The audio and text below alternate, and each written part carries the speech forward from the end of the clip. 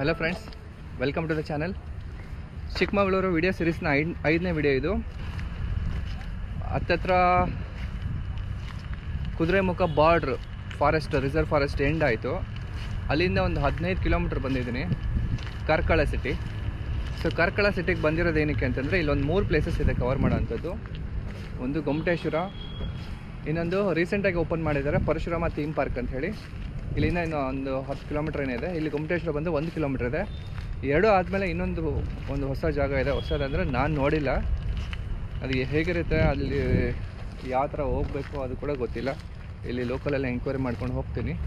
So total 3 place. ಈಗ ನಾನು ನಿಂತಿರೋ ಜಾಗ ಇದು ಒಂದು ಜೈನ್ ಟೆಂಪಲ್ಲು, ಇನ್ನು ಕನ್ಸ್ಟ್ರಕ್ಟ್ ಮಾಡ್ತಿದ್ದಾರೆ. ಇದು ಜಸ್ಟ್ ಕಾರ್ಕಳ ಸಿಟಿಗೆ ಎಂಟ್ರಿ ಆಗ್ತಾ ಲೆಫ್ಟ್ ಸೈಡಲ್ಲೇ ಸಿಗುತ್ತೆ. ಚೆನ್ನಾಗಿತ್ತು, ಒಂದು ಲೇಕ್ ಎಲ್ಲ ಇದೆ, ತೋರಿಸ್ತೀನಿ.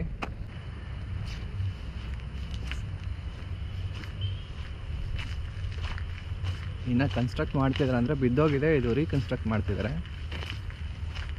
ಇದು ಲೇಕ್, ಸುತ್ತಲೂ ಲೇಕ್ ಇದೆ, ಮಧ್ಯದಲ್ಲಿದೆ ಇದು ಟೆಂಪಲ್ಲು, ಜೈನ್ ಟೆಂಪಲ್ಲು.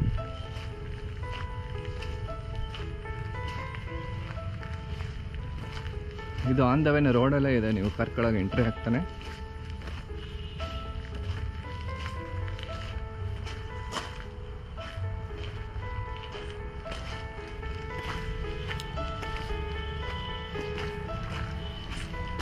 ಸುತ್ತಲೂ ವಾಕಿಂಗ್ ಟ್ರ್ಯಾಕ್ ಥರ ಏನೋ ಮಾಡಿದ್ದಾರೆ.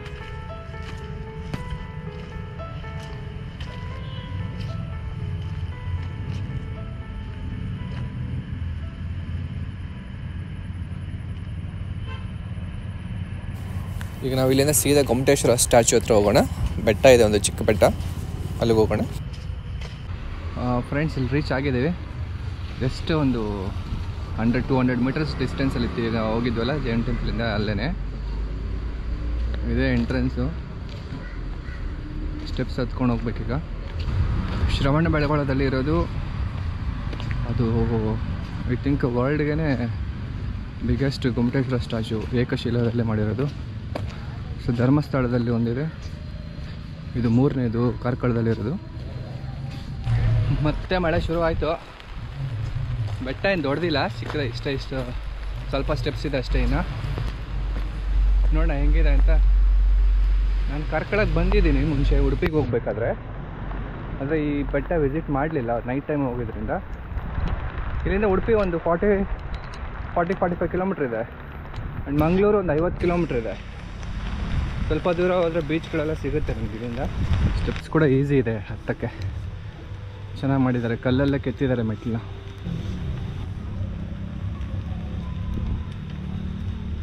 ಆಲ್ಮೋಸ್ಟ್ ಸ್ಟಾಪ್ ರೀಚ್ ಆಗಿದ್ದೀನಿ ಈಗ. ಸ್ಟ್ಯಾಚ್ಯೂ ಕಾಣಿಸ್ತಾ ಇದೆ ಇಲ್ಲಿಂದ. ಇಲ್ಲಿಂದ ವ್ಯೂ ಅಂತೂ ಸಕ್ಕತ್ತಾಗಿದೆ. ಅಲ್ಲಿ ಮುಂದ್ಗಡೆ ಒಂದು ಬೆಟ್ಟ ಇದೆ, ಚಿಕ್ಕದು, ಒಂದು ಕಲ್ಲು ಬಂಡೆ ಥರ. ಆ ಬಂಡೆ ಮೇಲೂ ಇದೇ ಥರದೇ ಒಂದು ದೇವಸ್ಥಾನ ಕಟ್ಟಿದ್ದಾರೆ. ಅಲ್ಲಿ ಎದುರುಗಡೆ ಕಾಣಿಸ್ತಿದೆ ನೋಡಿ, ಕೆರೆ ಇದೆ. ಆ ಕೆರೆ ಪಕ್ಕದಲ್ಲಿ ನೋಡಿ ಸಿಟಿ ವ್ಯೂ ಹೆಂಗಿದೆ, ಕಾರ್ಕಳ ಸಿಟಿ. ಎಲ್ಲಿ ನೋಡಿದ್ರು ನೀರೇ.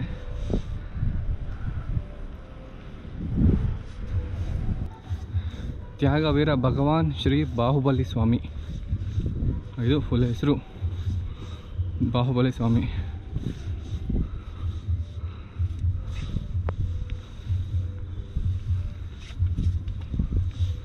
ಲಾಕ್ ಆಗಿದೆ, ಅಂದರೆ ಟೈಮಿಂಗ್ಸ್ ಏನು ಮೆನ್ಷನ್ ಮಾಡಿಲ್ಲ ಎಲ್ಲರೂ.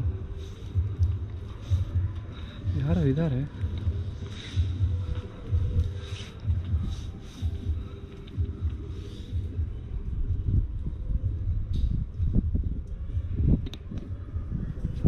ಸರ್, ಕ್ಲೋಸಾ ಟೆಂಪಲ್ಲು? ಕ್ಲೋಸಾ? ಇವಾಗ ಮಧ್ಯಾಹ್ನ 1:30 ಆಗಿದೆ, ಲಂಚ್ ಟೈಮ್ ಅಂತ. ಇನ್ನೂ ಸ್ವಲ್ಪ ಹೊತ್ತು ವೆಯ್ಟ್ ಮಾಡಬೇಕು. ಸೊ ಅಷ್ಟರವರೆಗೂ ಸುತ್ತಲೂ ನೋಡ್ಕೊಂಬರೋಣ. ಈ ಕಲ್ಯಾಣಿಯಲ್ಲಿ ನೀರಂತೂ ತುಂಬಾ ಕ್ಲಿಯರ್ ಆಗಿದೆ, ಒಂದು ಒಳ್ಳೆ ಗ್ಲಾಸ್ ಇದ್ದಂಗಿದೆ. ಇಲ್ಲಿ ಸುತ್ತಲೂ ಒಂದು ಕೋಟೆ ಕಟ್ದಂಗೆ ಕಟ್ಬಿಟ್ಟಿದ್ದಾರೆ, ಬಂಡೆ ಮೇಲೆ ಇರೋದು ನೋಡಿ. ಇಲ್ಲೊಂದು ಕೆರೆ ಇದೆ ಇಲ್ಲಿ.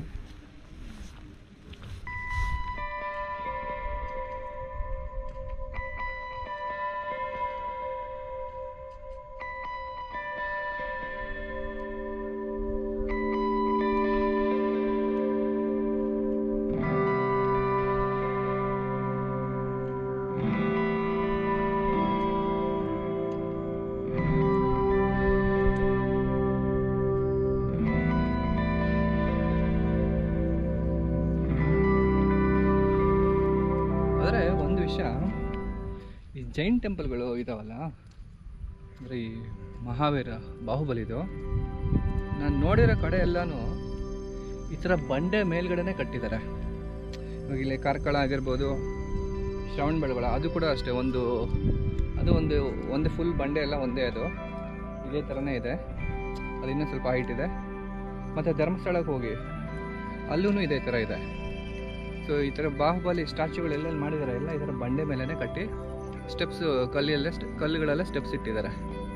ಅವ್ರ ಸಂಪ್ರದಾಯನೋ ಅಥವಾ ಅದಕ್ಕೇನಾರ ಸ್ಪೆಷಾಲಿಟಿ ಇದೆಯೋ ನನಗೂ ಗೊತ್ತಿಲ್ಲ. ಅದು ದೇವಸ್ಥಾನ ಓಪನ್ ಆಗಿದೆ, ಬನ್ನಿ ಒಳಗಡೆ ನೋಡೋಣ ಹೇಗಿದೆ ಅಂತ.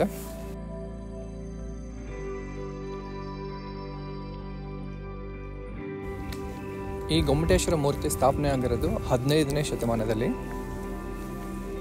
ಇದನ್ನು ಪ್ರಪಂಚದಲ್ಲೇ 2ನೇ ಅತಿ ಎತ್ತರದ ಗೊಮ್ಮಟೇಶ್ವರ ಮೂರ್ತಿ ಅಂತ ಕರೀತಾರೆ. ಮೊದಲನೇದು ಶ್ರವಣ ಬೆಳಗೊಳದಲ್ಲಿದೆ. ಈ ಗೊಮ್ಮಟೇಶ್ವರ ಮೂರ್ತಿ ಎತ್ತರ ಎಷ್ಟು ಇದೆ ಅಂತಂದರೆ ಸುಮಾರು 42 ಅಡಿ ಎತ್ತರ ಮತ್ತು 10 ಅಡಿ ಅಗಲ ಇದೆ. ಇಲ್ಲಿ ಗೊಮ್ಮಟೇಶ್ವರ ಮೂರ್ತಿ ಜೊತೆಗೆ ಬೇರೆ ತೀರ್ಥಂಕರ ಮೂರ್ತಿಗಳನ್ನು ಕೂಡ ಕಲ್ಲಲ್ಲಿ ಕೆತ್ತನೆ ಮಾಡಿದ್ದಾರೆ. ಅದನ್ನು ಕೂಡ ನಾವು ಇಲ್ಲಿ ನೋಡ್ಬೋದು.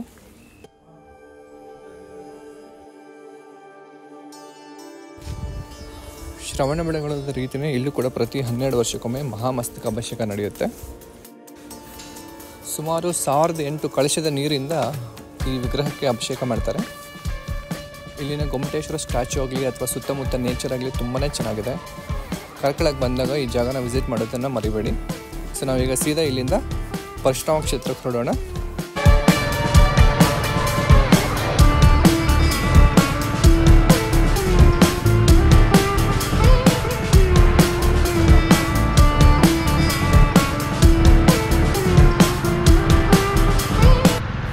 ಈ ಪರಶುರಾಮ ಥೀಮ್ ಪಾರ್ಕ್ ಒಂದು ಸುಮಾರು ಕಾರ್ಕಳದಿಂದ 12 ಕಿಲೋಮೀಟರ್ ದೂರದಲ್ಲಿದೆ.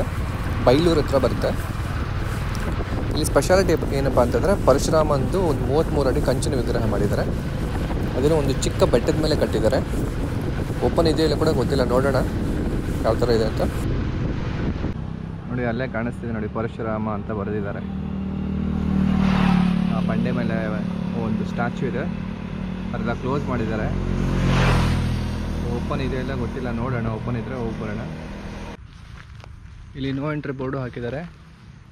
ರೀಸೆಂಟಾಗೆ ಕ್ಲೋಸ್ ಮಾಡಿದ್ದಾರೆ, ಜೂನ್ 26ನೇ ತಾರೀಕು, ಸುಮಾರು 10-12 ದಿವಸ ಹಿಂದೆ. ನೋಡಿ ಇದೇ ಬೆಟ್ಟ ಪರಶುರಾಮ ಕ್ಷೇತ್ರ. ಇನ್ನು ಹೊಸದಾಗಿ ಮಾಡ್ತಾ ಇರೋದ್ರಿಂದ ಸ್ವಲ್ಪ ರಿಪೇರಿ ವರ್ಕ್ಗಳು, ಡೆವಲಪ್ಮೆಂಟಲ್ ವರ್ಕ್ಸ್ ಇದೆ.